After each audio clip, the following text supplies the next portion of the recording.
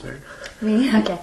Well, I was brought up in a Christian home, and so I had a faith, but I was mystified really on how to live that out. Out of that, I was met by a group that counted themselves as the only true Christians. They called themselves disciples and came to be known later as the International Church of Christ. And they thought that their network of churches around the world were the only truly sold out Christians. And their statement of purpose was that you were then to make disciples of all nations. And so our dogma was to be evangelistic, and that seemed to drive everything then for the 18 years of our association was about evangelism and planting churches and growth.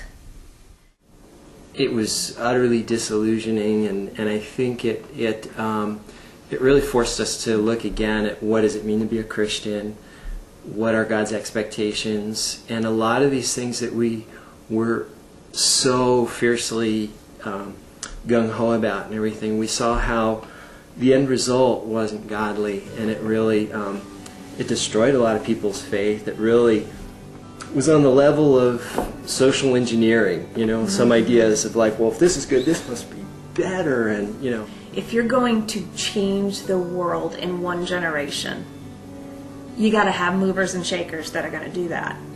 And those are the people that were targeted by this group, the sharp.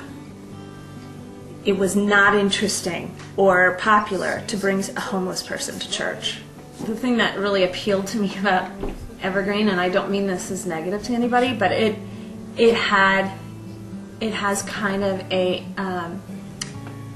negative vibe about it.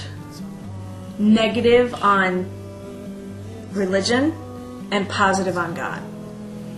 Negative on judgment and positive on inclusion. People are just like blades of grass. And I spent, most of my adolescence,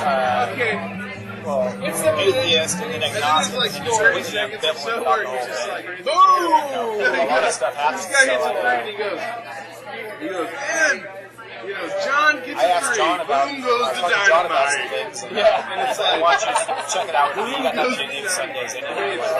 Okay, so came down with him a couple times, and it was completely different than what I remember growing up. It was different. My objection before was actually just the religious nature of everything, rather than God itself. Exposed to Evergreen, the way the interaction happens is just so different and refreshing. I don't particularly like the music culture. I don't. The fact that the pizza in the pub is not, led astray. It's disarming. There's no, stained glass and all that stuff. That kind of air adds very negative aspect to it for somebody who's previously been burned. Oh, this is great. How it's going to fellowship. It's phenomenal. I mean, I've never experienced anything like it. I mean, I don't know if you or like people who grew up in like the high school church stuff, had that beforehand.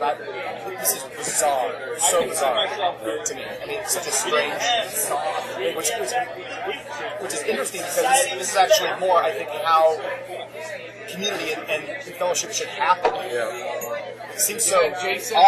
They didn't have to fight. The beer and tobacco are the same, but 12 years or something. I think this might be constructive. It's very different. The end result is different, and the goal is different. It's more welcome to the Black Lodge. An open discussion, and that's the thing. I think that we're all. I think we're all trying to still figure out our faith. I don't think we'll ever have it down pat. In our relationship with God, I don't think that we ever are finished with it. Or pigeonhole it and call it done. I think it's always developing. I think that's the biggest thing. Just because people fail and falter all the time, and I don't think I'll be shunned at all.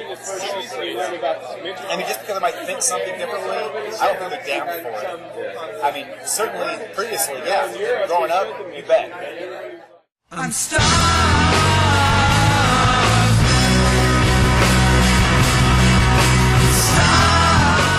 The community exists to help people become followers of Jesus.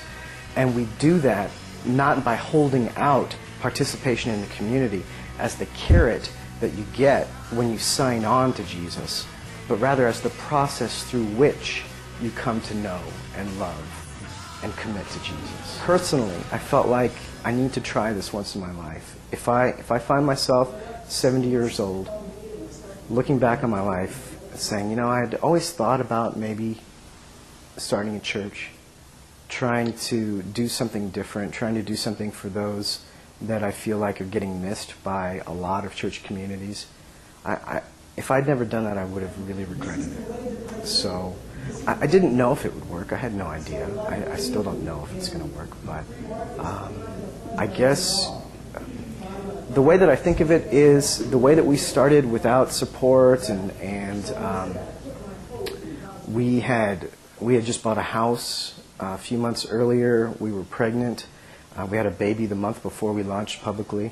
I looked at it and said, either it's a supreme act of confidence in God and an act of faith, or it's just a complete and total lack of common sense.